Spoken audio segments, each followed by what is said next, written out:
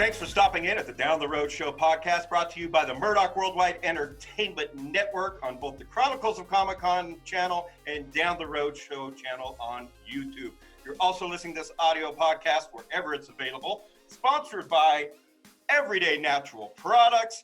This is my favorite CBD product on the market. If it wasn't for this and I didn't use it daily, as well as their other products, I wouldn't be getting out of bed. And because we're bringing you Marvel fans and Comic-Con fans, a very special podcast today, I'm going to give away someone on the Chronicles of Comic Con YouTube channel a free bottle. So leave your comments down below on why you deserve a free bottle, and I'll get in contact with you and ship it out. So meanwhile, I'm extremely excited to bring in a longtime friend. How you doing, Michael? I'm doing great. How are you? You seem excited. I am excited. Well, this will be going on the playlist I just started for Quarantine Comic Con. Oh, wonderful. Because you know me, I got 10 years worth of footage from both channels of different adventures at different Comic Cons around the country. So I'm just like, screw it. I'm going to throw them all into a playlist, and so that way people can choose what they want to entertain themselves while they're staying at home during this coronavirus. I wish I was as organized as you are, because I've been doing this for, my God, 2 decades, and I have nothing organized. I have no documentation other than pictures of me with guests. So, and maybe a couple of different booths. That's about it. I wish I had organized it the way you did. Okay, I would trade all 10 years of my videos for half of your pictures of celebrities and guests. Okay, so for those of you who don't know, we go way back. Michael here runs the Marvel booth at San Diego Comic-Con every year, as well as booths for other people. So if you're looking for Boom and Alex Ross, and we've done 2K for years, many of them. Exactly. So, yeah, but Marvel's always one of my favorite booths to stop at San Diego every year. And you've given me some great press access over the year. In fact, I got some Stan Lee footage I haven't even released. Yes, I remember that. I have not put that anywhere, and I was the only video camera there. You're right. So anyway, thanks for jumping on the podcast last minute and short notice with San Diego being canceled and everything, especially since you just moved literally this weekend, so you haven't set up all your furniture, you haven't put up all your amazing artwork like I have in my office. Wait, so let's just get this through. I left the country March 1st on a transatlantic cruise to Spain. I was at C2E2 until the 29th on a boat on the 1st. Get to Spain, Spain's closed. So while I was on the boat, I sold a house, bought a house, and rented an apartment because my new house is being renovated. So I'm in a small 2-bedroom apartment on the Intracoastal in Fort Lauderdale. There's a lot worse places to be quarantined, I can tell you that, but I don't have any of my amazing art up. So Right. But I mean, you made it through all that while you were on the cruise. I was like, oh, please make it back to the country. Obviously, yes, thank you. The force is strong with you, my brother. I could have used the Millennium Falcon to get me back. Getting a flight was next to impossible. Right. I was watching you go through all that and was just like, I was sending out thoughts and prayers. I appreciate it. So how are you handling the cancel of Comic Con with your quarantine and everything? Because that's huge business for you, for one. Well, it's my #1 show of the year. You know, there's a line in the movie Devil Wears Prada where Miranda Priestley turns around and says to Andy, her assistant, says, Paris Fashion Week is the most important week of my year, and I need my best team with me. And San Diego Comic-Con is my most important week of the year, and I need my best team with me. And I've been doing it for Marvel since 2007. And I've been doing it at San Diego since, I think, like 99 on and off until consistently 2003 on. And it's kind of devastating on many different levels. You know, there's the financial level, because people like me don't go to the shows for fun, because we don't get to, because we're always working at the shows. You know, I stopped even trying to walk the show about 5 years ago. It's impossible. I wait to pee until the end of the day. But so we look at the show from a financial aspect, and it's devastating, because I can give you an example. At that show, we had well over $1.3 million of booths this year. And so when you take that money out of a small business, and we're 5 people, that really impacts tremendously. So it's not just that, but the people you employ every year. Exactly. And then, so it's my 5 people, but then I bring the same, 10 people to 12 people every year to the show. And then we add in some newbies, and we had some newbies lined up this year. So it's a financial aspect. So when I'm online and I see people upset about the social aspect of it, I'm I feel horribly for them. And then when I talk to the people online that are exhibitors, I feel devastated for them because I know what that financial impact means to us. And legitimately at C2E2 in February, we did not think that this would happen. Now, I was aware it was going to happen. I had prior knowledge it would happen, but I will tell you this, 100%. We were working with every one of our clients up until the day before as if it were happening. The clients all understood it could cancel, but every one of them was dedicated to working to it as if it was happening. But then there's a secondary part of it that sucks. I don't get to see my friends. Yeah, it's my yearly mecca where I know all of my friends from different conventions and different comic books, writers, artists, producers, different people are all under one roof convention every year for me. And you know me, like no booths, like I'm just a wandering fool saying you wander, you're in, you're out. You're like a ghost. You come in and then you're gone. Yeah, I'm always stopping by. Where's Michael? They're like, he's busy. I'm like, I'll be back.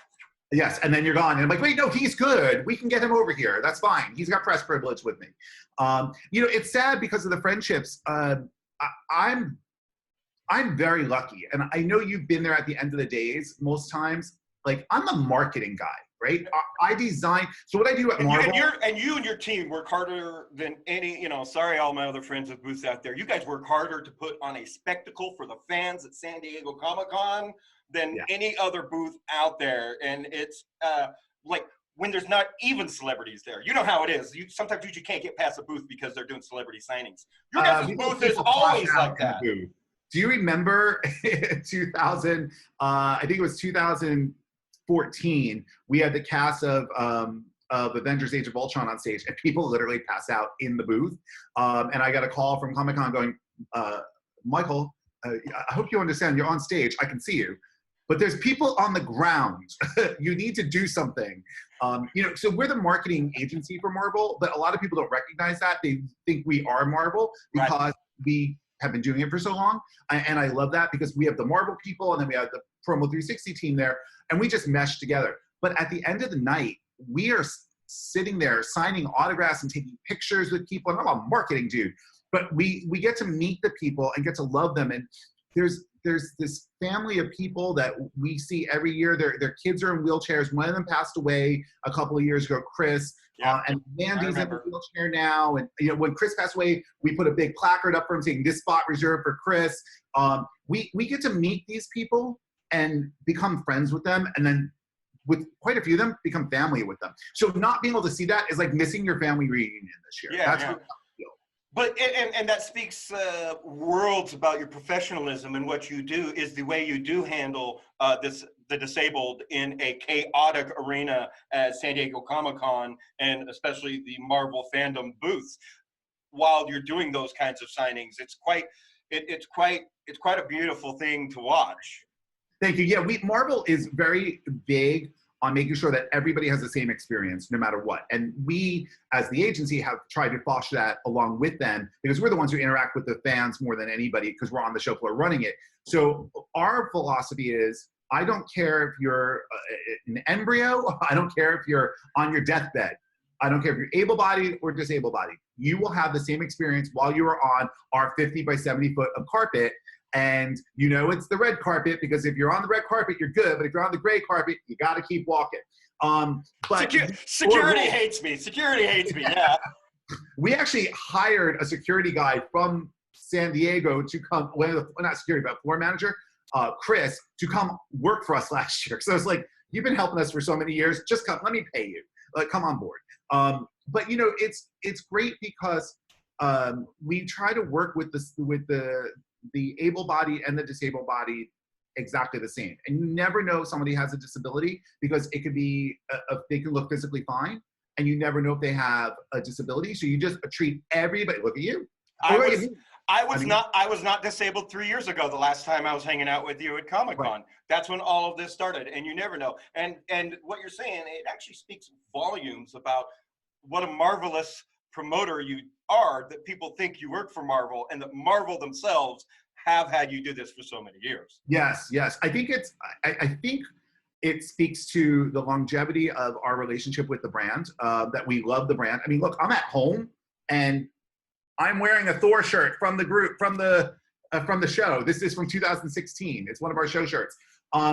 We live in these shirts. We live, breathe, sleep, and eat it. And while it's dripping sweat, I have come to you at the end of just con day one, let alone 5 days after Sunday. Like, you guys are spent, and you guys aren't done, because then you got to tear it down. Like, that's a week and a half production for you?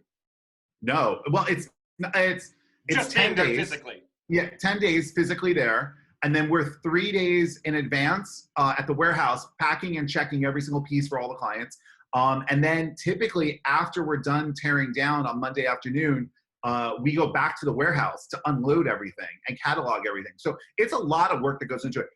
You know, the thing about it is, it's work. It's my job, right? It's my job. I created the company almost 20 years ago, with the exception of selling it for a year and then realizing, no, I want it back. I've loved doing everything with it for the last 20 years. I love my team. My team's amazing. They're the best in the industry by far the best in the event industry. Yeah, I love them. Thank you. But you know what I think is funny is it's our job. But when my partner is a trauma physician assistant in Jersey City Medical Center. So he's on the front lines right now dealing with COVID. Bravo to him. Thank you. Yeah, I applaud him. I always say I work with superheroes, but I'm engaged to a superhero.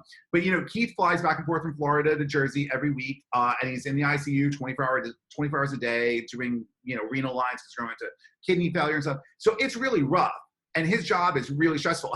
I'm like, so when we meet new people, they're like, "So what do you guys do?" I'm like, "Well, he's a physician assistant for trauma. I make people go to superhero movies and buy comic books and play video games." My job's more interesting, I think. So, you know, when we were first dating, going back way back, 2007, he came home from the hospital once and he's like, "Oh, I lost the patient today. It was so hard. It was so traumatic." And I'm like, "Thor's cape printed wrong on my art panels for Comic Con. I have to reprint everything right now." And he's like, I had to pronounce somebody. I'm like, "Thor's cape is the wrong PMS color." And he's like, "I think we have different perspectives on life." And you know what? I mean, that's fine. You know, I don't think that, you know, Joe Quesada would be happy if I had the wrong red. So we reprinted. He can't bring that guy back to life. So, you know, we moved on. But that's Comic Con for you. I mean, we love it. We live, breathe, sleep, and eat it. It's 12 months a year for us. And, you know, I think you know this. I started my own Comic Con for 2 years in Atlantic City back in 15 and 16. And then I created the Comic Con Cruise Fantasy in 18. And when I opened the doors at Atlantic City Boardwalk Con the first day, my mom was down, you know, support her son. I'm her baby, so come down and support us. And she was crying. And I was like, "What are you crying about? I'm the one with $1 million on the line. Like, what are you crying about, woman? I'm worried about that. Why are you crying?" She was happy, but she also was like, "You grew up at 3, 4, 5 years old watching Wonder Woman, Batman, Shazam, Electra Woman, and Dyna Girl, and Isis, and you love this. And I used to tell you to stop watching that. You need to watch other shows and read books and stuff. And here you are still doing this." And I'm like, I'm lucky because my cousin Robbie was into comics. He still is. He's 55, 57, something like that, still into comics. And when I was 4, he gave me a Teen Titans comic book, Marv Wolfman, and said, "Here, you're just starting to read. You should read this because you like Wonder Woman. You're gonna like Wonder Girl, and you like Batman and Robin. You're gonna like Robin in this." And I read that same comic book over and over again in 1976, 1977. I just keep reading these over, and he kept giving me books throughout the years, comic books all the time. And he comes to the Comic Cons. He came to New York Comic Con last year. He's like, "Do you have a badge for me?" I'm like, "Yeah, I got you in." I bring him in. He's like, "All right, see you later. I got to go get all this stuff done by CGC. And I'm like, "Wait, you didn't come to see my booth?" He's like, "No, I came in. CGC. Great to see it. But I'm a comic freak." And it's great that I grew up around that, and great that it's been in my blood since 1976 when I was 4 years old, because I'm old for you people out there. But you know, it's been in my blood, and I'm very honored and very privileged to work in this industry and to work with giants like Stan Lee, you know? Yeah, exactly. And you got to work hand in hand with Stan Lee almost every summer doing different promotions, because that's one of the things I was listening on my Facebook the other day. Different different fandom payoffs for me as a fan of, like, you know, Star Trek, Star Wars, Marvel, DC, and stuff like that. And every single, like, I can't even pick a favorite Stan Lee cameo in a Marvel movie. I can't. I love the stripper one. I thought that was awesome because it's so what people would think of Stan Lee, and it's so just not who he is as a person. But it was so funny, and he's got such a great sense of humor. I had my. Wait. Not him, the creator of Stripperella. Yeah, but yes. Okay. Which my friend Anthony Lee Wynn drew. I think that. Yes. I think that when you get to work, I mean, listen, I see you floating around the convention, right? And you have this knack of disarming people and getting yourself into the front lines of things to photograph and videograph and be able to talk to people and get to meet people and become friends with them. And I'm just like, it's amazed how you do it. But when you're able to then see somebody like you who's had, I mean, use the word privilege in the sense that you have gotten through lines faster than other people at other booths as well as ours, right? And then I see you buckle in front of Stan Lee, you know, and you get, it's Stan Lee! It's awesome. It's awesome. Now, we had that tribute that Marvel did, a celebration of the life of Stan Lee last year. We filmed it the day after closing of New York Comic Con. And it was an invite only. We were very privileged to be invited to it. And then it aired on ABC about a month and a half ago, I believe, or 2 months ago. And we're in the audience, right? I'm like sitting there at the theater, and all of a sudden it's like, Marvel booth, Marvel booth, Marvel booth. Wait, I did that. Wait, there's me in the background. There's one of my employees. There's another one of my employees. Here's Stan high-five me, blah, blah. And it's like, whoa, because I know when I talk to people online and they're like, we got an autograph by Stan Lee. It was great. Well, how long did you get with him? 20 seconds. It was great. And it's the biggest thing in their life. And I'm like, to me, it's just that he's an everyday person, right? And then when you see what somebody like a giant like him, you know, means to somebody, it's so amazing just to realize what we get to do for a living. Exactly. And just like you're saying there, like I got footage somewhere I haven't released in the green room at a Wizard World Comic Con, I think maybe San Antonio or New Orleans, one of those.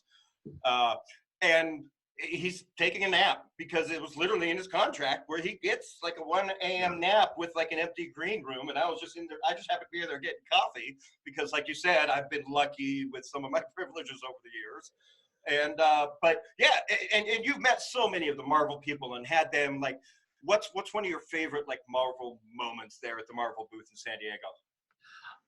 In front of house at the booth, we had a revolving stage, and so the stage wall was a video screen, and there was a 10-foot by 15-foot tall banner underneath the video screen, under one part of the video screen. We called it the porch, and we had props on it.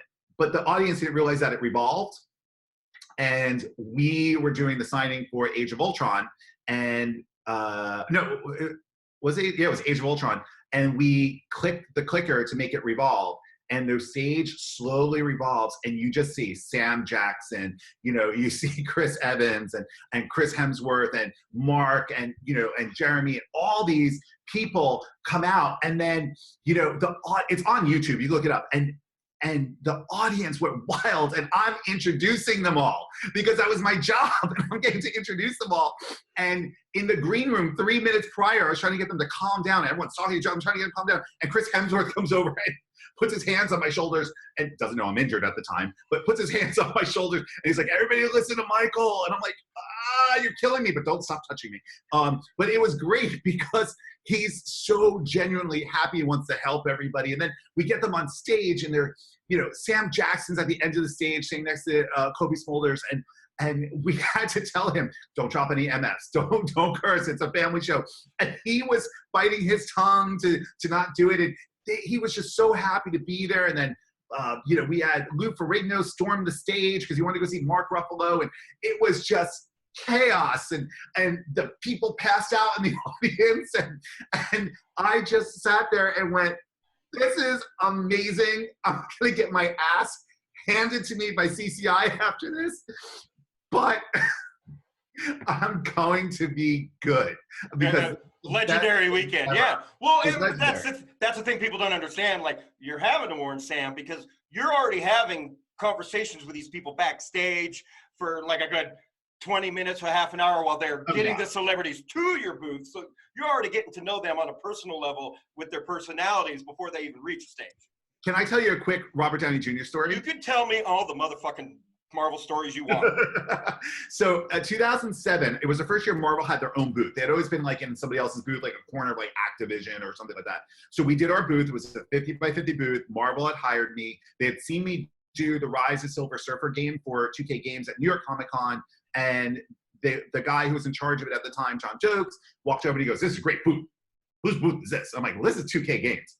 He's like, "Well, I'm Marvel." I'm like, "Well, that crappy booth over there that you rented, that's yours." And that's how we had our dialogue. And I became friends with him and Mike Pasciullo, who worked for him, and then they brought me into it, and that's how I started in the booth. So we wanted to reveal the Mark I armor, and the movie hadn't come out yet. And we had the Mark I armor. It was in a crate. So we decided to do it in a crate, Mark Stark Industries.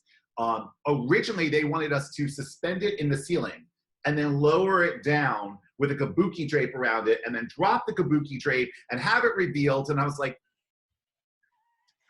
they got the money. The right way to do this. So, actually, they didn't have that kind of money back then. And those ceilings at San Diego Convention Center are like enormous. They're like, "Can't we just have somebody up there holding a sheet?" I'm like, "No." So we ended up, we came up with the idea to create a crate and we cut it on a on the bias.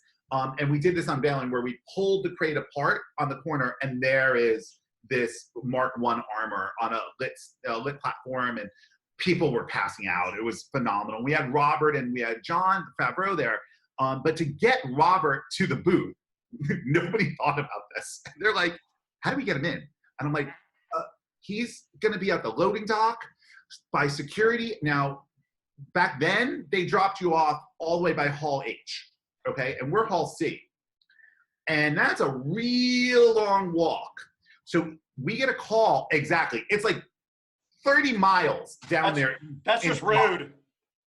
It is. So Robert gets dropped off down there. So they ask me, can I go get him? So I go down there, no entourage, no security, just me. I've done this so many times with celebrities. He's standing out by the garbage dump, just standing there, leather jacket, glasses, just looking around. And I'm like, "Mr. Downey Jr., I'm Mike D'Alessio. Very nice to meet you. I'm going to take you over to the Marvel booth. We have a really excited crowd for you. This is going to be fantastic. Thanks for coming along." He pats me on the back, puts his arm around me. He's like, "That's awesome, dude. Thank you so much. That's the best. I can't wait to walk down there. We're so excited." And I'm like, "Oh, you have no clue. These fans are going to go nuts." And he came in, and we didn't have a stage at the time. We had like an 8-inch high stage, which is really, why bother? But we didn't have a stage. We had a banner backdrop and a high top table. And he and John, I have a picture I can send you of it, of he and John at the table, and he wanted, I remember his drink order. It was a venti iced coffee with 4 shots of espresso, because he was like, "I need to get through this. I need energy." And he sat there. I can have like 3 of those on a Sunday at Comic Con. Well, it still falls. But it was 2007. I remember his order. That's my point. And so he's kneeling on the stool to lean over and take pictures and sign with people. And it was supposed to be an hour. And there was such a long line because we weren't doing tickets at the time. And he just looked at me and he goes, no, just keep going. Just keep going. Bring everybody. I'll sign for everybody. And John Favreau was like, "I'll sign for everybody." And they literally signed for every single person who came by. And it was freaking fabulous. Now, fast forward to 2012. Do you remember we had the Hall of Armor? Oh, yeah. And then we brought overnight on Friday night into Saturday, we brought out the Mark 42. Now, the funny thing is, the stage is already built. That Hall of Armor, that's the movie Hall of Armor. So all the armory that it's in, that weighs about 3,000 pounds for each one. And we had 7 of them on stage. Yeah, it's all so cool. I almost wet myself when I was at the Marvel actual offices visiting my friend Jan and saw them in person. It was just like, oh.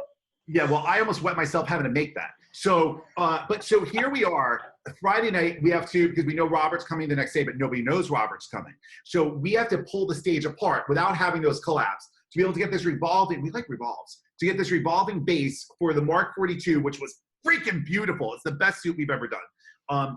On there, and then the crowd went wild, right? And then someone at Marvel, Mike Rusciullo, I won't say his name, Mike Rusciullo, had the idea to have 40 freaking kids all dressed up as Iron Man with Iron Man masks on their face come up on stage while this revolving Iron Man is turning like this, which is very fragile because the arms are magnetized on. And we're trying to let the kids don't touch him, and Jesse Falcon's hosting it, and I'm trying to herd the Rugrats around, and you know, all of a sudden we get the kids, Jesse's like, all right, everybody, I want you to chant, I am Iron Man. The kids are chanting, I am Iron Man, I am Iron Man, I am Iron Man. And all of a sudden this voice comes over the loudspeaker. And it's like, no, I am Iron Man. And out comes Robert, but he's dressed as Robert. The crowd goes nuts. He's got his sunglasses on. So the crowd's going, wow, this is like the Beatles, right? Unfortunately, the kids had no clue who he was because they couldn't see through the masks. So then he's not in character. So the kid, we're like, I'm going around pulling everybody's masks up, going, hey, look, it's Iron Man. Show me your repulsors. You know, and so he's having a blast. He almost knocked over the Mark 42 3 times. We're like, wow. And then at the end of it, we have to get the kids off stage, and I'm literally taking each kid's mask, lifting it up, going, whose kid is this? You want him? You got him. Take it. Go. Here's another one. I was left with one leftover kid. He still travels with me. Now he's my roadie. But so afterwards, the Hall H was happening. And you know Hall H at Comic Con, right? Hall H is insane. You can't get a band. I went to Hall H one time in my entire career. I got to go to the front of Hall H. Back of Hall H? I'm there all the time because I bring the people there. Front of Hall H, never been. I got to go to sit for the Star Wars The Force Awakens panel. We have amazing front row seats. It was fantastic. And Deadline takes a picture of the audience, and what do they have? Myself, Sean McHugh works for me, and Alexis Auditore works for Marvel. We're all on our phones like this. Like, the fans are going nuts for The Force Awakens, and you see the three of us on our phone because we're trying to run the booth still. Anyway, I digress. So Robert I'll show, after you're done with this story, I'm going to share my Hall H story. Okay. Well, Robert turns around to me, and he met this Make-A-Wish kid at our booth that we had from New Jersey. And he had cystic fibrosis, and he was a great kid, but part of his Make-A-Wish was we wanted to meet Robert. Robert invites him to Hall H and then leaves. Invites his whole family. But we don't have any bands for him. Without a wristband, you can't get in. And he, you know, he's like, well, you're Marvel, you'll figure it out. And we're like, what do we do? So I literally had to barter with the guys at the door to try to get these kids in, and I couldn't. So finally, we pulled Marvel people out, took their bands, let these kids in so that Robert could see that they got there. And the kid had cystic fibrosis, he should get to go to Hall H. So Robert, the point of the story is that Robert has his heart of gold, and but also doesn't always follow the rules. So I'll let you know in advance that I can do it. But he's got this heart of gold. He's like the nicest. There's not one that I will publicly speak about actor or actress that I ever met at the Marvel booth, actually almost at any of them, that haven't been amazing to work with or work with the fans. They all realized that, you know, Brett Ratner, who was on Agents of S.H.I.E.L.D., was a fan in the audience a couple of years earlier, and now he's on Agents of S.H.I.E.L.D. You know, the best is, and you'll love this, and then I'll let you do your Hall H because I need to hear that story. Ming-Na Wen. I fucking love her. I'm gonna go straight and marry that woman. I have so many pictures with her. From a gay man. From a gay man. She comes over and just lunges onto me. I love her so much. She's like, and she's 55. How is she 55? She looks like she's the same age when she did Mulan. She's fantastic. I would literally do anything for her. She's that sweet of a person in person. And Same. Crazy. Just to throw things into the audience, like, no. And banging people with stuff. I'm like, no, you can't do that. Not here. Do it somebody else's booth. So tell me your Hall H story. Well, and that's good to hear because she totally just oozes love in all of her social media and in photos and in everything. So, and people ask me all the time about celebrities because I've moderated so many panels across the country about like, ooh, tell us a bad story. I really don't have bad celebrity story other than Bruce Campbell. But other than that, I don't have any. You've met him, obviously. Yeah. But I don't have any bad stories about any celebrities. They're a lot like that. But I do. We won't share those. But for those who have always coveted going to San Diego Comic Con and have never been here, here's what he's talking about. Hall H is where they do all the movie premieres and TV premieres, and it fits the most amount of nerds, 3,000 to 5,000 depending on the year. Now, it's easier to get into the White House with a pizza than it is to get into Hall H without By problem. far. Yeah, if you're not in line or with a wristband, you ain't getting in. And I got 2 Hall H stories for you. Here we go. My very first year to Comic Con, my friend dragged me down, kicking and screaming. I was like, I'm not gonna go. Go down there. They're like, boom, we'll meet you in the morning with a badge, but we need you to save us a place in line for Hall H. So I slept on the grass overnight and saved them a line. We got in there and they're like, here's a bottle of water. Use it wisely because we're going to be here all day. Yep. And that was the truth. And then I did that the second year and have not been back to Hall H since. However, my second year of, you remember the pen eye stabbing of Hall H? Wait, it was during Harry Potter panel, and it was literally the panel before the Marvel panel, and the guy took a pencil and stabbed him in the eye. Technically, it was a promotional pen for my music website because I was down there for my second year ever at Comic-Con promoting my music before I started Down the Road Show. That was you? I handed out 5,000 pens with my sister, my niece, and some of their friends on the street corner. And literally 20 minutes after handing out the last pen on a Saturday, that shit happened. Now here's how messed up Comic-Con... Oh my God, that's epic. Right? So here's how messed up Comic-Con nerds are. The next day they were cosplaying. There were hundreds of cosplayers with pens sticking out their eyes. It was great. But we were like, what do we do? We have our panel going on right now. It was... My bad. They're like, Mike, someone got a pen in their eye. I'm like, what? No, you're kidding. No, that's you. Yeah, wow. When I heard about that, it was just like, you got the one and only horrific violent incident was because of one of my promotional pens, and you know I've been promoting ever since. Let me give you a last bit on Hall H that I think is funny for anybody who's a Comic Con fan. So there are these 2 girls, Charlie and Gabby Pearson from England, and I don't know who they are at this point. They show up. They're 2 sisters. And they show up and they're in Agent Carter outfits. They're dressed exactly like Agent Carter. And we're about to bring Haley Atwell on the stage. And they find me. Somehow, somebody pointed them to me at the booth. And they're like, excuse me, are you Michael? We came all the way from England. Today's my birthday. And we are really good friends with Haley Atwell. She follows us on Twitter. And I'm like, she follows you on Twitter? And they're like, yes, and we're in Hall H, and we took a bathroom pass. So we only have a short amount of time, but we need to see her really badly, but we're not gonna be able to do the signing. I'm like, well, you don't have a ticket, so you can't get into the signing. They're like, no, we need to go. We need to see her. So I'm like, we're Twitter friends. I'm in a good mood today. I didn't understand the whole bathroom pass thing. So I go in the back, I see Haley, and I'm like, do you know these 2 girls from England you follow on Twitter? They're like, oh, Princess Charlie. I'm like, you know her?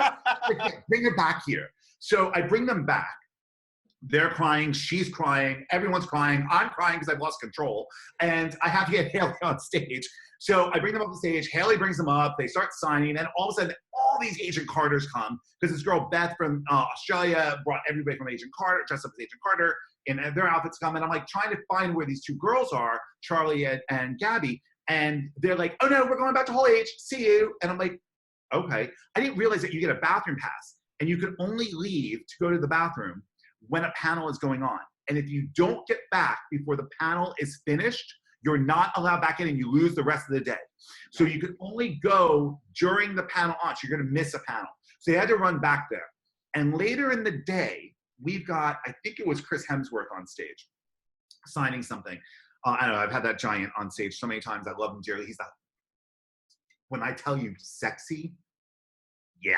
Anyway, so all of a sudden, here's Gabby and Charlie again. And they're like, oh, we're back from Hall H. We got our bathroom pass. We need to get a signature from him. And it's her birthday. We came from England. And I'm like, are you kidding? I'm like, I can't just get you up there. And then, of course, Chris is like, oh, no, well, I'll take them. So got him up there. Well, now, long story, Charlie has worked for me multiple times. So just from that, she has traveled from England to work for me at the shows multiple times. From our connections, she met somebody at Marvel, and she then got a job working as a PA on a movie set for Disney. Gabby is at Disney World. I think she just finished her 3rd year at Disney World. She's back with the coronavirus. She went back to England, but she's also going to be working for us. So these fans come in and get jobs from us. Like Stacy, who works for me, and Carrie, who works for me. Carrie works for me only at the event. Stacy works for me full time. They were just people I knew in the industry, and I ended up Carrie was a fan. She just came on stage with her dad all the time. And I ended up hiring them. And then from that, they met Alexis, who was at Marvel, and then Alexis got to work with them. And then they got jobs as production assistants on Black Panther, Ant-Man, all this kind of stuff. So they've got, and then Alex Melacrinos, who works for me, same thing. I met him at PAX, and he's worked with me for so many years, and now he's full-time at Disney. So these fans, you can get jobs this way. You really can get jobs in this industry by going to Comic-Con. And I bring that up all the time, that like, there's no way I would have imagined working on my music that my first Comic-Con experience would have turned me into a con professional, and that I would have built the kind of network I currently have. You never know where that kind of, you know, experience is going to lead, especially to paying jobs. Hasn't for me. Everybody just begs me to film their shit for free. But for most people, no, you need to get paid. Here's the thing. Jason LeBoy, I don't know if you know Jason LeBoy. He's the photographer who's been at Marvel for us for a couple of years now. Jason is known for cosplay photography. He was getting a bum rap for some reason, and I loved him. I thought his work was great. I just was a fan of his. So we started bringing him on for cosplay photography and booth photography at Marvel. I only will use him if I pay him. I will never ask him for something free. My cousin Darren Passarello and Rob Quinn, they're videographers. Now he worked for Stan Lee for many years and stuff. I only use them if I pay you. Do not let people take advantage of you. If I ask you to do something, I have to pay you, because your time and your talent is worth something.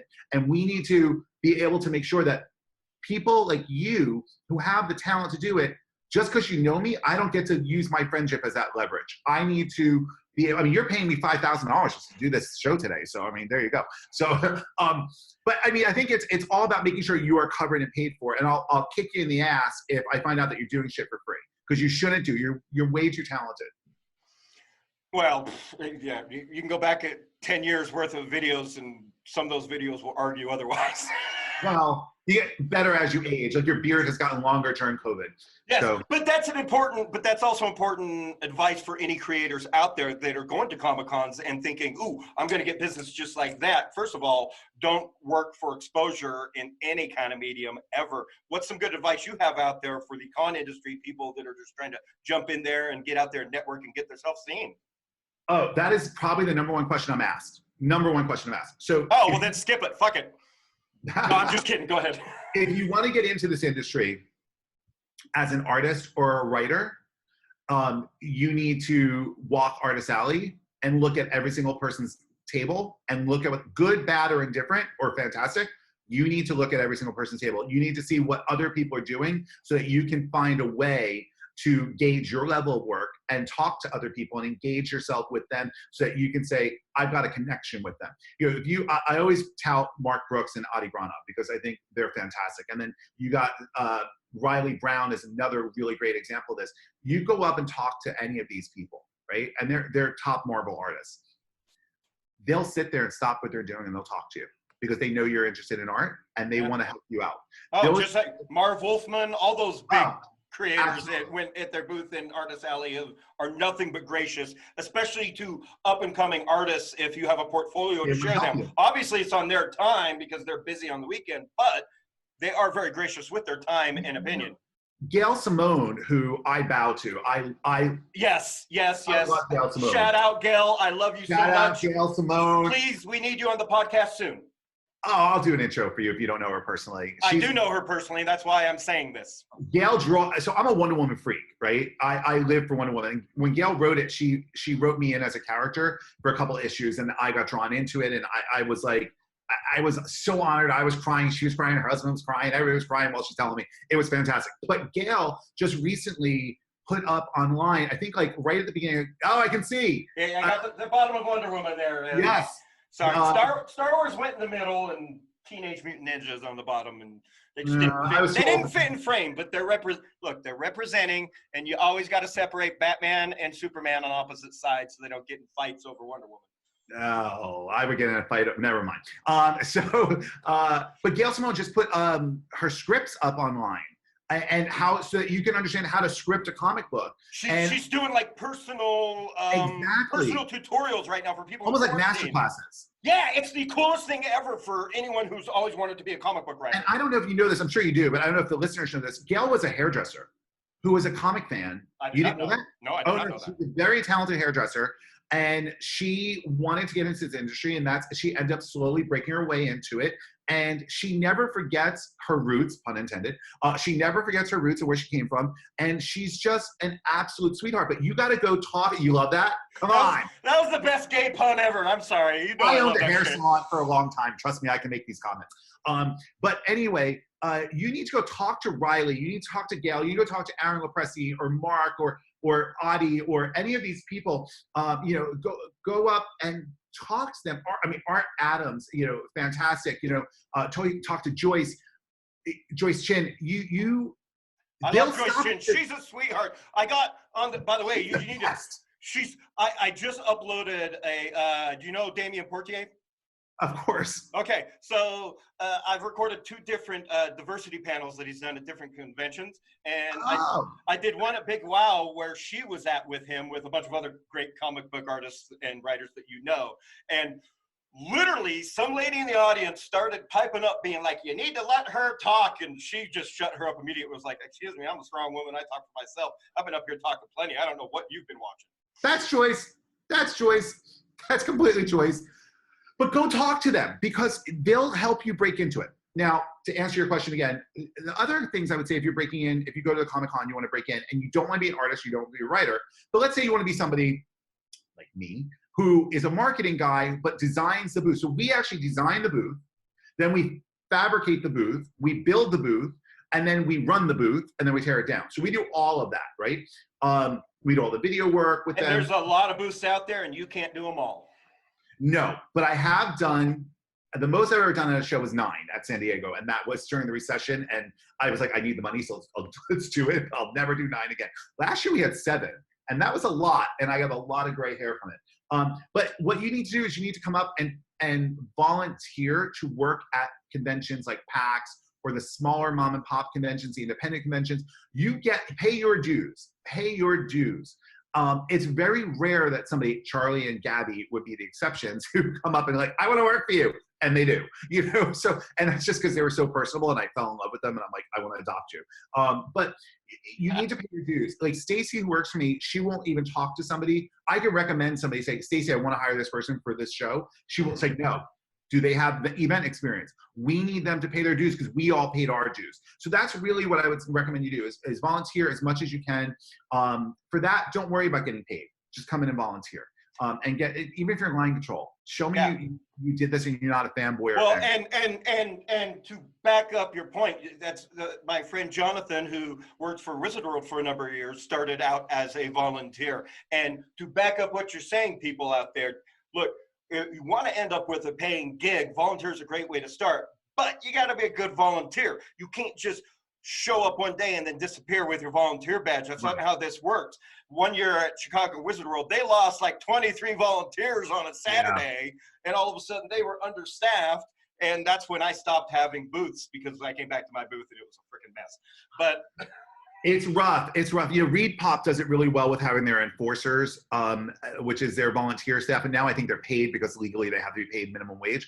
But those enforcers are fantastic at the PAX events. They don't have them yet at C2E2 or Emerald, but they're really good. I think that, damn it, I wish we had this conversation earlier. I was just on the phone with Lance Fensterman this morning from Reed Pop. I would have recommended it for the other shows. But I will say this, that I make a living doing this. I work my ass off doing this. I worked in Manhattan. I marketed Citibank. I rebranded Citibank. I did underwear. I did adult stuff. I did, not me, like, of course, no one's gonna pay to see me, but like I marketed adult stuff. I did the launch of the Olympics on NBC. I did BMW's, Godiva, you name it. I did all that crap. Right, you're just not you're not a one-trick pony. No. Yeah. Pay your dues.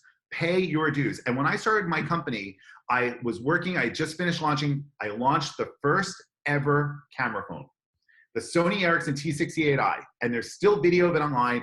I was on, my events were, we did the viral marketing, covert marketing for it. Back then it was called guerrilla marketing. Back in 2002, I started a company with 2 other guys. I hated them. I quit the company and I started my company. I had $7,000 in the bank because I'd gone through all of my money while I started this other company with them. I had $7,000 in the bank. I lived in a 2-bedroom apartment on the Jersey Shore. I had just bought a Z3, BMW Z3. This is 2003. And I quit my job and came home. My parents lived on the corner, and I said, I think I'm going to start a company. And my mom goes, with what? I'm like, I don't even have a computer, and I have all these non-competes. I can't go after any of my other clients. So how are you going to do it? I don't know. Luckily, I was a massage therapist and a personal trainer and a group fitness instructor. You fucking kidding me right now? Okay, No. First of all, that's why we get along so well. First of all, I went to Utah College of Massage Therapy. I'm a professionally trained massage therapist. New York. Okay, and then on top of that, all I do still is guerrilla marketing, and I have $7 in my bank. So you never know where those offers are going to come from, because I just got offered to help start a brand new podcast for two of the biggest YouTube influencers on the planet right now, with a friend who's starting a new company with them, which hopefully I'll be able to talk about on this podcast later. Wow, while we're doing their podcast at the same time too. So that's exciting.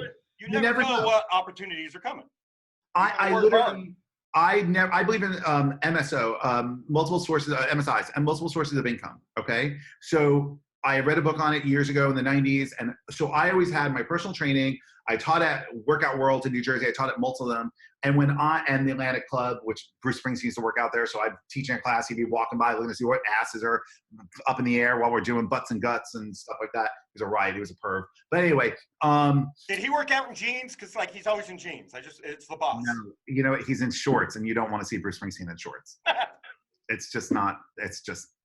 I mean, he's a great guy. Don't get me wrong; he's a great guy, but whatever. So, but when I quit that other company, I ended up getting a roommate, selling the BMW, buying a pre-owned Jeep Wrangler. Me and a Jeep Wrangler, pre-owned Jeep Wrangler, and I managed a gym, managing all their group fitness classes and their personal training. And I used to teach trainers to be trainers, and I did massage therapy. That's how I lived for 6 months until I got Container Store as a client.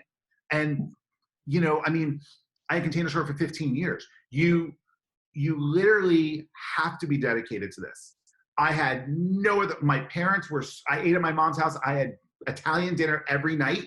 I mean, but my father is, you know, a businessman. He gave me a lot of advice. My parents gave me a lot of advice. My stepfather was a union worker at Javits, taught me everything about working with unions. I listened to all of his stories as a kid, so that's why I can deal with the union. You want to get in my face and go, no, dude, you're taking food off my kid's plate if you're going to do that work instead of me. And I'm like, dude, I was that kid. You didn't take any food off my plate. I ate steak every night. We're good. So put your shit down. Let me go do my job. I mean, I get to be able to be that guy as well. You need to really be able to say, if you're going to go into this industry, into events or Comic Con or whatever, your reputation's everything.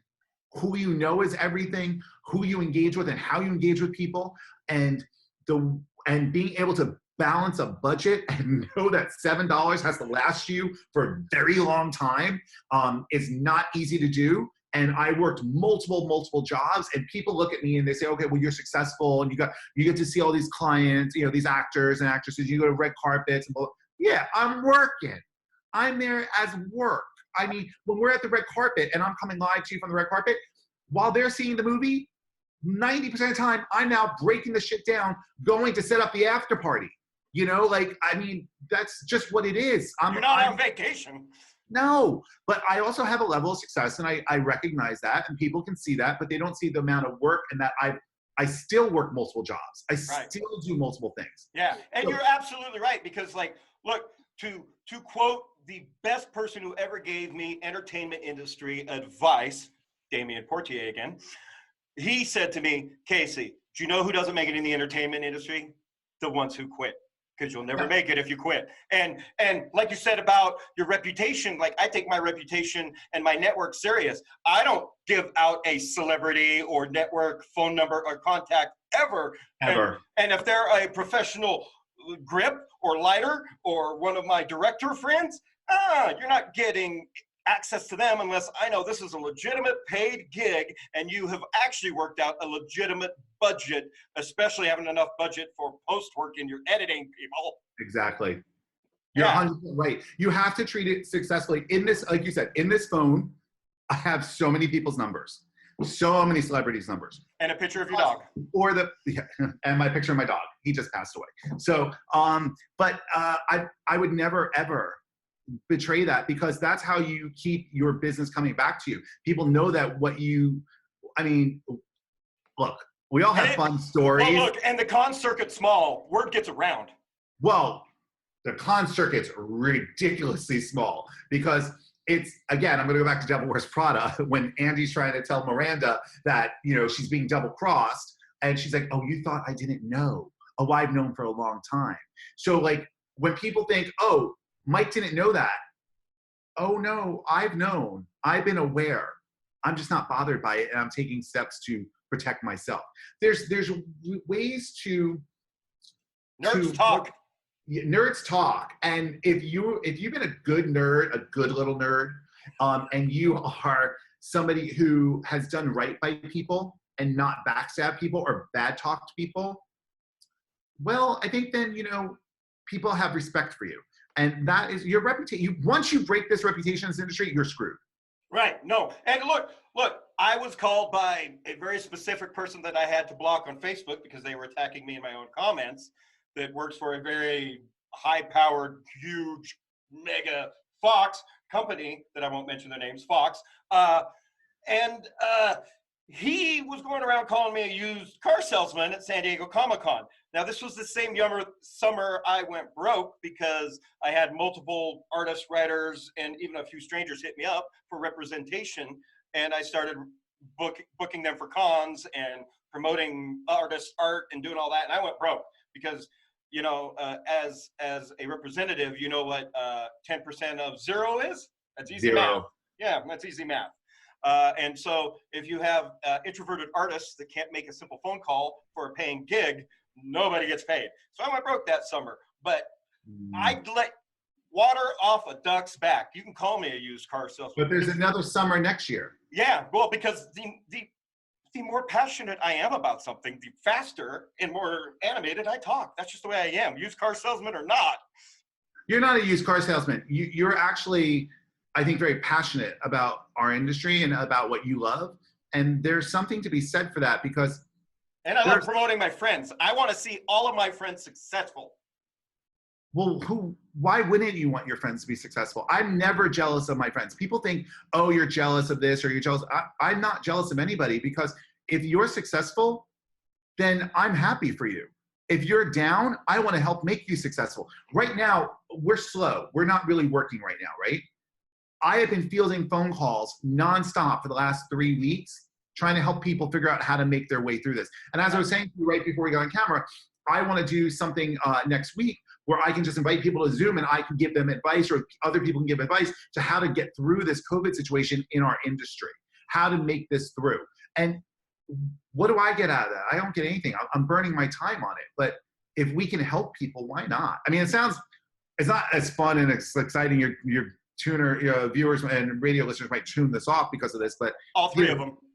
Yeah, I just think that, to me, you're in this industry. Why not help everybody? There's a lot of room in that sandbox. Yeah. So where do you have a specific Facebook page you're going to put that on, or is that just going to be on your personal Facebook page? Michael D'Alessio with the apostrophe. Michael D'Alessio. That's it. I'll put it on Promo 360 group as well. So Promo 360 is one word. 360 is one word, and then group. I'll put it on there. I'm going to invite people in, because I want it to be like, I don't want it to be a round table, but I want it to be almost like a little bit of a precursor to a masterclass. And I'm preparing a masterclass, egotistical as that sounds, I hate the sound of it, but I'm preparing a masterclass in marketing of this industry. You have knowledge people need and want. Well, listen, I launched a convention.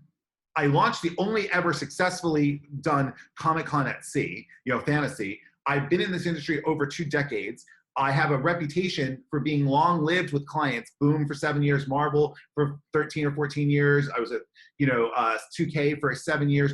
I've got a long-lived relationship, and those relationships, if I'm not with a client anymore, it's because I typically want to leave. It's not because they've ever asked me to leave. I relish that, but I have experience. So why not share it? Because I'm 47. I mean, I got another 10 years in this industry doing what I do now. I'll evolve into something else, but I've got another 10 years in this. I also have something very cool that I can't talk about, but I will tell you, I promise you, I will come on your podcast and talk about it in the next few weeks. We are a very good friend of mine, Carlos Blanchard. I don't know if you know Carlos. He's a top-level cosplayer. He's in West Palm Beach. He has been flown to Riyadh to do conventions, to Japan to do conventions. He's top-level fabricator and cosplayer. He came to me with an idea. We've massaged the idea, and there will be something to do with cosplay. And that is coming out. That is very cool. Manu Bennett and I tried to do something a couple of years ago. You want my Manu story? I helped hook him up with Kelly LeBrock for a date at Phoenix Comic Con. I'm sure his fiance loves hearing that now. It was like years ago. It was forever ago. They were there for 13 years. Yeah. I met him at a Comic Con and a VFW in South Jersey in a snowstorm. And he's like, so yeah, so like I think you're really cool. We should hang out. Come over to Philadelphia. And I'm like, I can't. It's a snowstorm. I gotta drive home. And we became friends ever since. And he's a wonderful, wonderful man. My team hates when I'm around him because I get his accent really badly. And I've never seen. Are you one of those? You pick up other people's accents and you don't even know you're doing it? I did giveaway hour. You know how I do giveaway hour?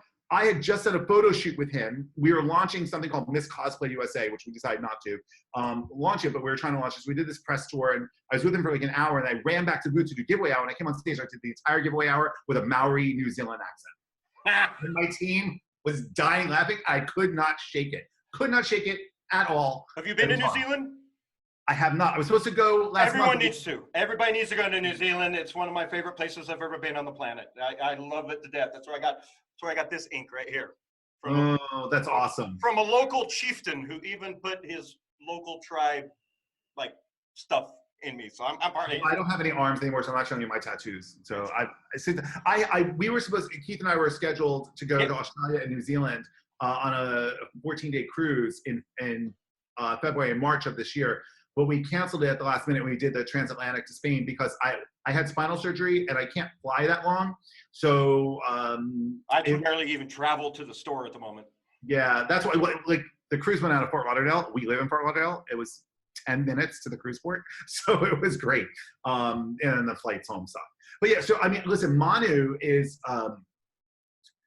If you ever want to see Manu shocked or appalled is the word. I was with him at Lexington, Kentucky Wizard World. And I went to go hang out with him for the weekend. I wasn't working. I went to go hang out with him. And he's like a brother. And I'm standing next to this table. And some kid comes up and goes, "Is he your stunt double?" To me, I was his stunt double. Because everyone thought we were brothers. And I'm like, he's gorgeous and built and other things. And I'm out of shape because I can't work out. And I'm not Maori, and we look nothing alike. And he's like, "No, we think you guys are stunt brothers, or stunt doubles or brothers." And Manu's face was like, I'm trying not to be insulted. He was flat out insulted. Flat out. But later that night, we were at a bar with Jason Momoa and Manu were pounding beers and dancing. Jason was dancing on the bar. And I just remember, and the kid, I'm blanking on his name, the kid who was Powder in the movie Powder was there, and a bunch of, and I just remember going, how am I going to get them back to the hotel? It's not my job, but how am I going to get them back to the hotel? Because I don't drink alcohol, but I'm out there partying with everybody, and I'm like, look at them. And Jason wasn't like that big of a name. It was just Game of Thrones at the time.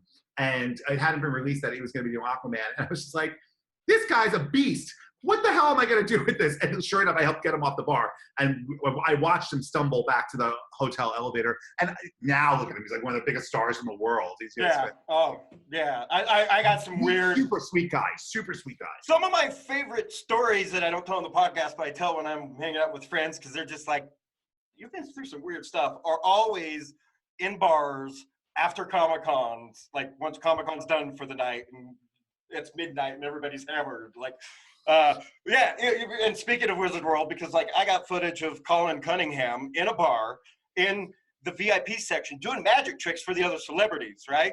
And it's like super cool. It's on my channel. But like right before that, Jason came over, who used to do all the announcements for Wizard World, before he retired from being a sheriff. What's up, brother? Am I saying the right name? Anyway, it's been forever, and I'm brain farting. But he comes over to me, like I see him talking to the CEOs at the time, the brothers. Twins. Yeah, the twins. Yeah. Yeah, and their entire Wizard World staff. And they keep looking over at me, and I'm like going, all right, I'm in trouble. He comes creeping over, and he's like, okay, Casey, I just have to ask. I already know the answer, but they wanted me to come over and ask. Everything you hear and see is off the record here tonight. Right? I'm like, don't worry, I know how to keep my mouth shut. And You're then, like, I'm doing steno right now, taking notes, and I'm going to call the New York Times on this. and then 15 minutes later, Colin Cunningham's like, hey, bust out your phone, zoom this. Yeah, that sounds like Colin. That sounds like Colin. I mean, look, for your listeners, this isn't us name dropping. This is literally what we work with. And because we stay in hotels that are attached to the conventions, you hang out at the bar with them. So you never know who you're going to talk to or who's going to come talk to you. Or being in an elevator ride with Lou Ferrigno all of a sudden. And he's like, hey, I haven't seen you in a few years. And I'm like, holy shit, Lou Ferrigno recognizes and remembers Down the Road show. Lou Ferrigno. There's a story there, but I'm not going to go into that one. That's a bar you and me having a story. On the cruise when we did Fantasy, Michael Rooker. We all love Michael Rooker. Yondu. I mean, he's fantastic. Way before. No, man, way. Well, Walking Dead, way before. Before Walking Dead convention days. Like, I remember those Michael Rooker days. Well, so Rooker's great, right? And he's really good friends with my cousin Darren. And so Darren convinced, and he's good friends, with Darren and Rob and Juliette Tertiev, who's his handler, is a friend of ours. So we got Michael on the cruise, but he is scared to death of water. So he's petrified of cruises, and he didn't want to go on it. And he's like, I'll just come on for a couple of days, and I'll get off in the first port, and I'll come on for one day, get off in Key West, which was our first port. I'm like, really? You're gonna do that to me? Okay, fine. So we get him on the cruise, and he's having a blast because the first day we haven't even gone out of port yet. We're still in Tampa, and we have the entire pool deck as a stage, and everyone's in the pool and in the hot tubs, and we're doing a interactive panel on stage with Michael and the rest of Walking Dead, and then Michael and the rest of Guardians of the Galaxy, and he's having a blast. He's just thinking this is the coolest shit in the world because he's never done a panel where people in their bathing suits, girls, in their bathing suits, in the hot tub and stuff like that. He was having a blast. It's a party. It was a total, this cruise was party 24 hours a day. So the next morning, I see him at the Windjammer, which is the buffet, and he's walking around in his pajamas and a robe with his tray. And he's walking around by himself, and he's just looking around. And he's like, I need someone to sit with. Who can I sit with? And he's literally trying to find a person to have breakfast with, anybody. And there's Lou Temple behind him trying to do the same thing, trying to find somebody to have breakfast with. And it was like, it was so cool to see them in their own element. And that's why, for the listeners and the viewers, we're not name dropping. This is just who we literally hang out with when we're at work. And this is what I tell people all the time to back up what you're saying. Look, they're humans. They're people like everybody else. They just have extraordinary jobs. They get paid a lot. They get paid a lot to have really cool jobs. I studied acting. I thought I was going to be an actor. And then I realized I don't look like Tom Cruise. So no matter how much talent you have, in the 90s, I was told I was not Italian enough for The Sopranos, and I wasn't butch enough for Oz. There you go. That's my story. So I got auditioned. They're like, you're not Italian enough. Like, my mother is from freaking Tuscany. What do you mean I'm not Italian enough? But I had a nose job already. So they're like, no, you don't look Italian enough. And that's so stereotyping and rude, and I agree with them. It's so, I lived in New Jersey. I grew up in New Jersey. How much more can you be? I had a weed stash in my senior yearbook picture. So, I drove a Camaro. What else do you want? It wasn't an IROC. My brother had the IROC. But I mean, I wanted to be an actor. I really wanted to be an actor. I studied my craft. I had amazing acting teachers out there. Lane Sutton was this amazing acting teacher of mine. Margot Kruppe, fantastic. They really helped me out. I wasn't good looking enough or the right look at the time for the 90s. So I went into marketing because I used to watch Who's the Boss, and I was like, well, if I can't be Tony Danza, I'll be Angela Bauer, So I got too much Jonathan, but it is what it is. Actually, I think I'm more Mona. But anyway, I'm totally Mona. Trust me. So you're aging us right now. The kids have no idea what you're talking about. We're old. I'm 47. So anyway, I want to be an actor. So now I'm able to see these actors and work with them and the directors. I was doing Star Wars Celebration and I had to rebuild a Golden Girls looking room in Orlando to look like Hoth Ice Bar.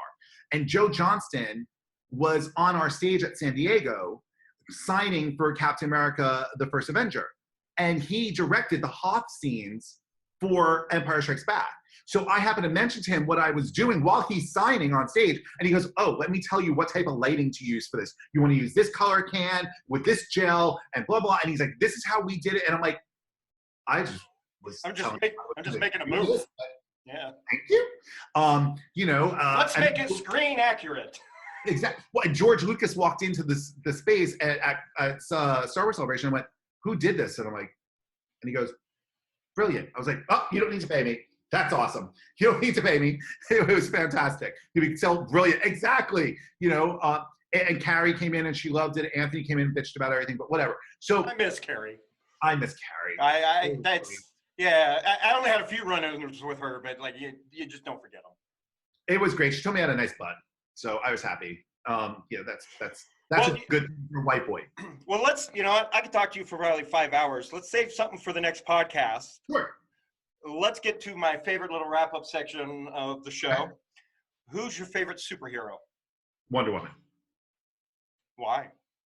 I watched Wonder Woman for the first time on TV when I was 4 years old with Linda Carter, and my mother looked exceptionally much like her, to the point where I convinced my mother I was fortunate, she was 29, to make her own costume and walk the Village Parade in New York and stop traffic as Wonder Woman. I can send you the picture. She looked great. I love your mother so hard right now. She'll probably hear this and be like, Michael. But, I fell in love with Wonder Woman, and the magic that she had of spinning around and the ball of light and the lasso, and I was raised very Catholic, and I remember if you pray for something, you get it. So I would pray every night for a magic lasso and check under the bed, and it was never there. And I would argue with the priest in confession going, but I didn't get a lasso. And I don't understand this concept. But every piece of rope I found was a lasso. Every piece of tinfoil became bracelets. My first ever cosplay outing at Dragon Con, I did a male version of Wonder Woman and stopped traffic. Got a couple of numbers. Sorry, Keith, but got a couple of numbers. It was great to walking around in size 13 platform heels with very tight boy shorts on and a corset. So yeah, that was fun. So that's my favorite superhero. Well, every hero is only as good as their opposite, the villain. Who's your favorite villain? Oh, no one's ever asked me that. Mine's Darth Vader, so it's not strictly comic books. Well, they're comic books. They are now. I would have to say Darth Vader. Not because you just said it, but when I went to 1976, 1977, I went to see Star Wars when I was 5 years old almost. And that changed my life. Same. I mean, utterly changed my life. And I called him Dark Vader. And we were in Staten Island. I'm pretty sure I did too. And I went as Luke Skywalker 2 Halloweens in a row. Oh, I went as Princess Leia. Anyway, so I was scared shitless of Darth Vader for the longest time. It was probably until 1983 with Return of the Jedi that I finally wasn't scared of anymore, because that was such a campy film. But of all-time villain, of all-time not comic book villain, Michael Myers. I can't watch anything with Halloween. If I even hear those beginning piano chords, I am 47 and I freak out over it. I can't be home alone. And I met him, and he's a dork. But wait, which Michael Myers? The second from Halloween 2. Okay. And how old were you when you found out that was Captain Kirk's face? Like maybe 8 years ago. Okay, but yeah, I know. That blew my mind. I can't stand William Shatner anyway, so that just makes it worse. Yeah. Don't be idols. Hey, I love my William Shatner story. It was same green room at Wizard World where I have the footage of Stan Lee sleeping. I just got done filming with Kevin Sorbo, which is for some footage I haven't put out yet. And he's over there talking to William Shatner, and I was in there getting coffee, and I'm like, oh, hell yeah, I haven't met the Shat yet. So I go over, and I'm like purposely just hovering over them. I'm like, Kevin, thanks for doing that with me earlier. Thank you so much, blah, blah, blah, blah, blah. He's like, no problem at all. Look over at William. He looks up at me, just big old, big old grin, big old Shatner grin, and he's like, "Hi, I'm William Shatner," and I'm like, I felt so money at the moment. I take his hand. I'm like, I know who the fuck you are. I mean, look, I think Bill's a great guy. I just had a bad business arrangement with his manager, and that put a really bad taste in my mouth. So, and that happens, and that's not reflective on the person. I was just talking about that. Bill kind of backed the manager, and that's what did it. But regardless, Bill was very genuine. He met my brother. He met my father. He was very genuine. So my brother's a massive Trekkie. So it was great. And so yeah. So don't. But that's a good point. And for anyone watching this who haven't been or has had an experience they didn't like, don't confuse the celebrity for their handler or their representative at a convention, because like my great uncle was Commissioner Gordon on Batman, and yeah, Batman and Robin, I meet them at a convention. They wanted to have a conversation with me, but their representative, whose I won't mention name, was a completely dick to me. And I was just talking about that because he shares the same name as Adam West, first name Adam. Anyway, I was just talking about that on another podcast with Tone Rodriguez, the artist, while he was drawing Wolverine for 2 hours on my podcast. And he was telling me, he's like, yeah, man, I've had nothing but bad experiences with that same handler. So don't confuse a bad handler experience or agent with the actual celebrity. Really most agents are fantastic. Most agents are fantastic. And they don't like to be called handlers. They like to be called agents, I was told. I will tell you this real fast for your listeners with celebrities. If you want a celebrity to respond to you not like a celebrity, treat them like a person from the very moment you meet them. Never treat them like a celebrity. If you go in and like, oh my God, I loved you as a kid, boom, they become a celebrity. And you're here and we're here. You start having a conversation with them, you become friends with them, or you'll have that moment of interactivity. Exactly. I'm going to send you a video of one of my favorite reenactment bad, awkward fan moments with Colin Cunningham. I did it at Wizard World after this. Last question. Sure. Who is your real life hero? Who inspires you on a daily basis? Oh, I mean, that's rough. It changes because right now, my partner, as I told you, is a physician assistant for surgery. So he's a real big inspiration to me, as is his sister, who's a trauma burn unit nurse up in New Jersey as well. They're inspirational to me. All the doctors, friends that we have so many doctor, nurse, and medical assistant and PA friends. They're beyond what I could ever think I could do in my life and the impact I can make. So that's not a canned answer. That's who inspires me. And I've been with my partner 13 years, almost 13 years. And every day I try to be a better person because of him, and I work harder because of him. So don't get me wrong, he's a pain in the ass most of the times, but I try to do things. He can save lives. I just can make people smile, hopefully. And if I can do that, then I'm living up somewhat to what he's doing. Right. And just follow-up question, because it's just hit me. I was going to ask earlier and forgot, because I know I've had a ton of people ask me this on what to expect the rest of the year from the con season. And I don't think it's coming back this fall. And if it does, it's going to be short, because I think coronaviruses will be back hard. What do you think? We could do a whole podcast on this, and I think we should. On the next one. I spoke to New York Comic Con today. They are planning on doing New York Comic Con. We are working towards being there with our clients. Until our clients tell us no, we are working towards being there. I do think coronavirus is going to come back in the fall hard, but I think we'll be more prepared for it and more aware of it, of how to protect ourselves. I think that you will see Americans at shows or just out in public with masks on and gloves on and hand sanitizer. And get used to it. Just as a matter of course. It's kind of the way that the Asian communities always have masks on. If you don't have a mask on, if you're sick, before coronavirus, if you didn't have a mask on when you were sick, you were frowned upon. If people knew you were sick and you weren't wearing a mask, because you were then possibly able to infect somebody else. So I really think that's going to happen. I think you'll see a lot less international travel happening for cons for the next 18 to 24 months. But that's not the international travel, but the changing of the con culture isn't necessarily a bad thing. Right. Because it allows it to kind of reset ourselves. And because it was getting ready to implode. That's something me and some other friends are talking about, the implosion of conventions, because so many small, really shitty conventions popped up in the last 5 years because everybody just thinks they can run a con and make money. I did it. You don't make money. Trust me.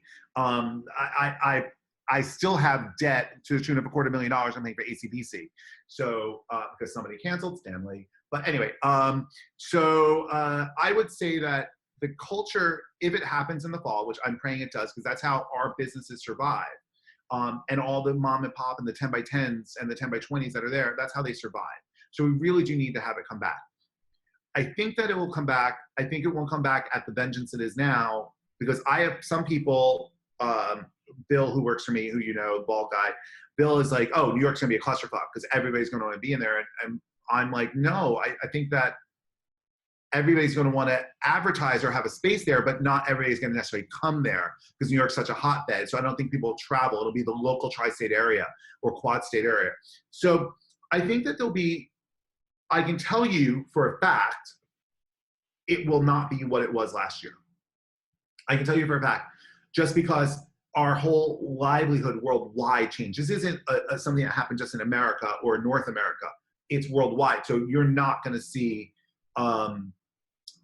what we've had in the past where people are pushing a line and everybody's, you know, jamming into everybody, and, you know, there's a line for the bathroom for 7 miles long and stuff like that, and the crowds in the hallway and the queues when you're opening the doors. That's all going to be changed. And the great thing about this is the show management companies are working to change it now. Right. And they're asking people like me, how should they do it for our opinion? Right. So I think that that is a good thing. Yeah. And I'm excited to see how it's going to change. I will be here. We are solvent. And that's a good point, because change can be a good thing, you know, because like fan experiences and fan lounges, I won't tell you who gave Wizard World that idea. I can't imagine. Yeah, but change is a good thing, and you make a good point, and we just got to roll with the changes. But brother, I value your friendship. I do as well. Thank you. I love you to death. Thank you. Thank you. And I'm glad your neck's all healed from the surgery. Well, it's not healed, but it's better. So yes. There's a lot worse things we can complain about. So I try to not do that. And I'm sorry about my horribly bland background, because this isn't how I live, but you know, I'm building a new house, and we're slinging sledgehammers every day. And that'll be, in the next podcast, it'll be different. And my very first podcast, I had one photo behind me, so. Well, next podcast, I will have my entire wall of marble behind me. So we'll see that. Perfect. Well, I got my buddy Batt coming back to do his Cholo Thanos on a podcast with me that he went viral for at San Diego Comic Con a couple summers ago. So that's awesome. That should be about perfect timing to have you back on to hopefully talk about what you wanted to talk about.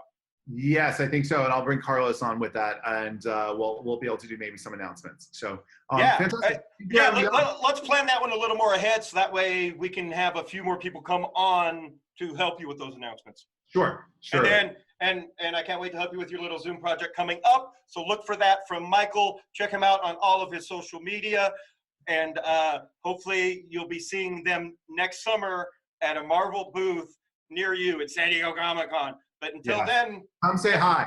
Exactly. Go say hi. He's a fantastic guy, and the whole crew is amazing. But until then, brother, I can't wait to see you somewhere down the road. Peace out. Thank you, guys.